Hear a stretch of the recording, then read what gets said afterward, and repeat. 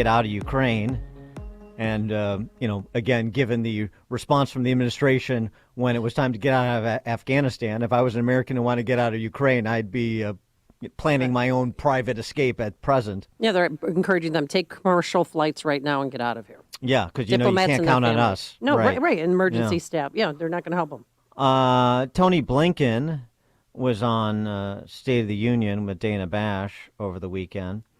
So what's an incursion that would generate a response for the administration? What's the threshold? For example, is seizing the Donbass region in eastern Ukraine, is that an invasion? Does that draw a response? What's the threshold? What's the standard?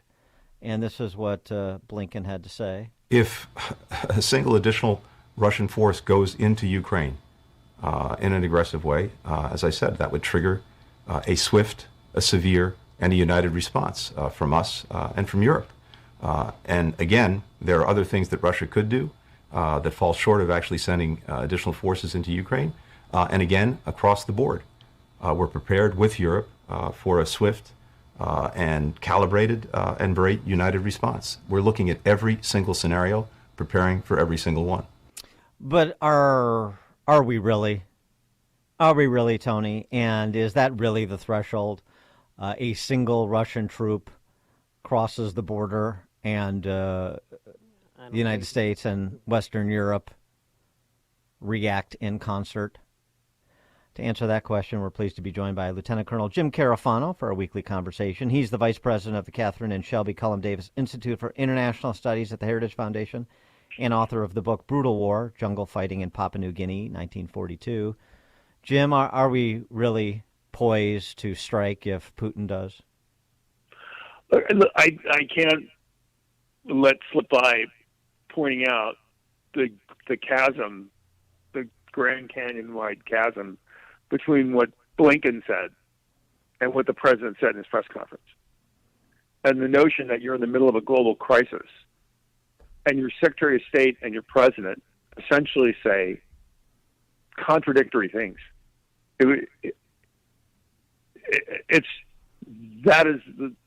People used to make fun of Trump. I mean, that ought to scare the hell out of everybody. I mean, this would be like on the day after Pearl Harbor if FDR made his Day of Infamy speech and, Sumner Wells came out and said, well, maybe we'll fight the Japanese. We'll have to go back and think about it. I'm not really sure what the president was talking about.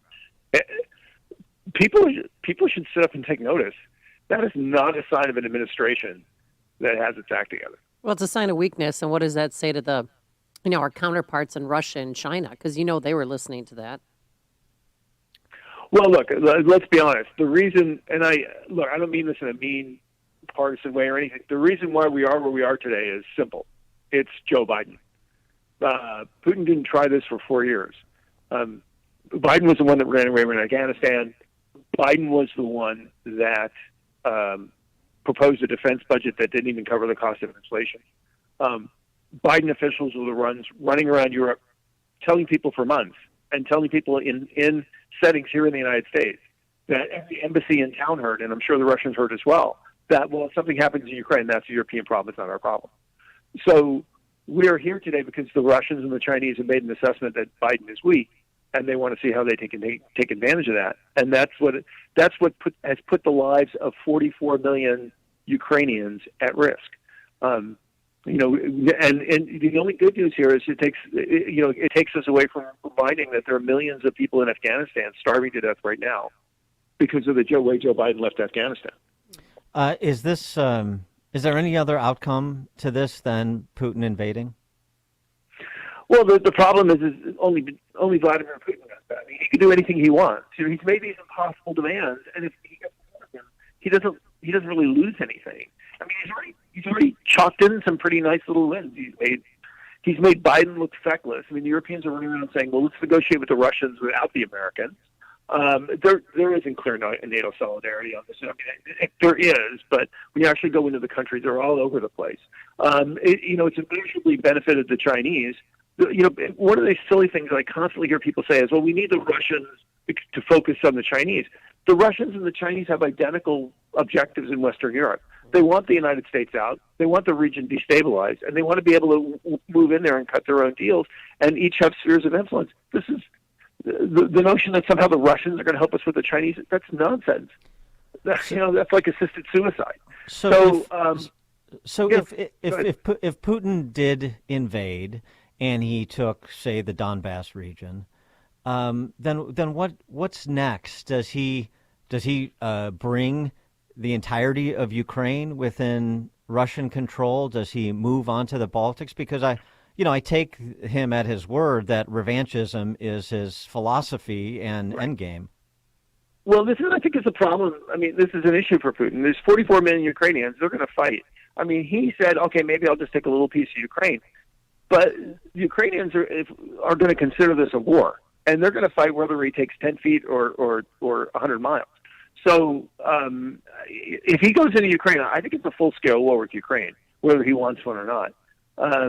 Look, and when you say, well, what's the U.S. going to do? Look, we're going to decide whether this is the stupidity of the Biden, Blinken, comments. It doesn't matter if it's one soldier or 100,000 soldiers. The Ukraine is going to treat it like a war, and they're going to fight a war. And what we're going to do is we're going to supply arms to the Ukrainians. And it's going to be an ugly war, and the Russians are not going to appreciate that we're arming and supporting the Ukrainians. But all those lines of supply, they're all NATO territory, and if he touches an inch of that, he has just started a war with NATO, and we're going to have to defend every inch of NATO territory, regardless of whether he likes it or not. There's going to be millions of refugees are going to pour into Western Europe. That's not going to make them happy. So it won't be the easiest day of the week. Now, I understand that Putin, believes that Ukraine's part of Russia, and ultimately that's what he wants. Does he decide that this is the day to do that? He's raised the stakes so high now. I don't know. If he just wanted a piece of Russian territory, he could have just grabbed it in 5 minutes before anybody noticed. And then he'd be talking about this after the fact. But now that he's created such a confrontation, I don't see a distinction anymore between grabbing 10 feet and taking over the country. Yeah, and he wants, He basically just try to take over the country. Right, well, right. He wants to put in pro-Russian leaders in major towns. And do you know who it is who he wants to install in Ukraine? The pro-Russian party in Ukraine has about 5% support. I mean, even though there are a lot of ethnic Russians in Ukraine, they're Ukrainians. They've lived their entire lives there. That is their country. They may speak Russian, but they don't want to be conquered. And they've seen what's happened in places like Donbass and Crimea. So, look, the Russians are going to. The Ukrainians are going to fight, and they're going to fight hard. And they may lose even, but they will bloody Russia, and it may not end. I mean, they may be launching insurgencies from Western Europe, and that's not going to work out. Because you think Putin's going to be really thrilled at having another Afghanistan in Ukraine. So he gets to make all the choices, but every choice isn't a free lunch for him. Mm-hmm. I mean, so Ukraine has the potential to be a quagmire for Putin, is what you're saying? Oh yeah, potentially, sure.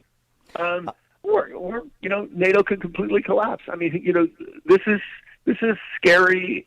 This is scary time stuff. And again, we're here for one reason. We're here because Putin sensed that Biden had given them the opportunity to do this. That's the only reason why we're here. In the Wall Street Journal over the weekend, former Australian Prime Minister Kevin Rudd had an op-ed about China, talking about the dimming of China's economic future. And so I thought, well, do we have President Xi, who's on the cusp of seeking a third term? Do we have him sort of mimicking Putin? You deal with domestic turmoil by engaging in foreign exploits, and maybe this is the time for Xi as well with respect to Taiwan. Well, I don't think anybody expects anything until after the Olympics. But again, same problem there, which is the Taiwanese are going to fight. It would get really bloody. The economic damage that will be done in the war is going to blow back on China as well, because they're also China's chip maker, and all those chips will stop. So that's not a free lunch either. And again, what have we seen I mean, I think one of the things that Putin and Xi have to wake up and smell the coffee a bit is what have they done in the world? Look at Taiwan. Taiwan has more friends now than when China started its campaign. We have tiny little Lithuania, which is insignificant to China, literally put their economy on the line to reestablish relations with Taiwan. They're making.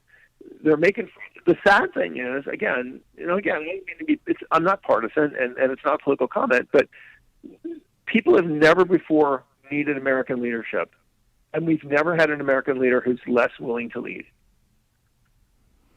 I wanted to get your reaction to a statement that came to light from the conference, the World Economic Forum, the Great Narrative Conference that they held back in November. The Great Narrative Conference, it was called. This is Klaus Schwab and the gang. You know them. One of the presenters at their final plenary session is the head of the School of Government at Oxford, Neri Woods. And she had this to say about where the world is between the elites in countries and the non-elites. And get your reaction to all of these elites that are helping to order the world and keep the peace and save us from oblivion. At Davos a few years ago, the Edelman survey showed us that the good news is the elite across the world trust each other more and more. So we can come together and design and do beautiful things together. The bad news is that in every single country they were polling, the majority of people trusted that elite less. So we can lead, but... I think she's got the good news and the bad news reversed. I mean, to me, for a scholar to make that kind of comment, well, we all agree. I mean, look, I think this is another example of we have hit peak woke. That this notion that these elites are going to redesign the world, I think we're over that. And I think comments like that, the fact that everybody just dropped their jaws when they heard that comment, I think just demonstrates that. I mean, I think we've seen this in the election in Virginia with Glenn Youngkin. I think we've seen it here in the United States with Biden's poll numbers. People aren't signing up for this stuff. And I think we've seen the most important issue where I think we have seen this, and I think it's super significant, is climate change. Everybody on the planet, they've convinced us all that taking care of the planet is a responsible and important thing to do. But now that they've actually looked at the agenda that the radical left has for climate action, they're like, well, we're not going to do that. That's just stupid. So I think the problem is they've been so overly aggressive that they've actually created this pushback. And the difference is, and this is the value and the importance of democracy. Democracy has a relief valve. When Hitler started doing this in Germany, and people realized that National Socialism and that in the end, oh my God, this is actually not a good idea. By that time, democracy had been destroyed, and there was no relief valve to say, okay, let's ratchet this back. The problem that these elites have is that democracy is still alive in the world. And when they talk about the death of democracy, they talk about the death of people not listening to them. But the reality is democracy is literally the most vital thing we have, because it's the only thing keeping these yahoos in check. Mm-hmm. Yeah, I mean, it's to me, too, the tone deafness of that statement just to give a few examples, after the last few years of the yellow vests in France, Brexit, Trump, people are problems for them to work around. They don't have legitimate concerns that should be addressed. I think COVID's the best example. Remember, these COVID. are the geniuses that can run and solve everything, and they seem completely incapable of dealing with COVID. And yet they want us to believe that they're like Nostradamus and they have this omniscient vision of how to fix everything. I mean, they have no. The problem is they have all hubris and no humility.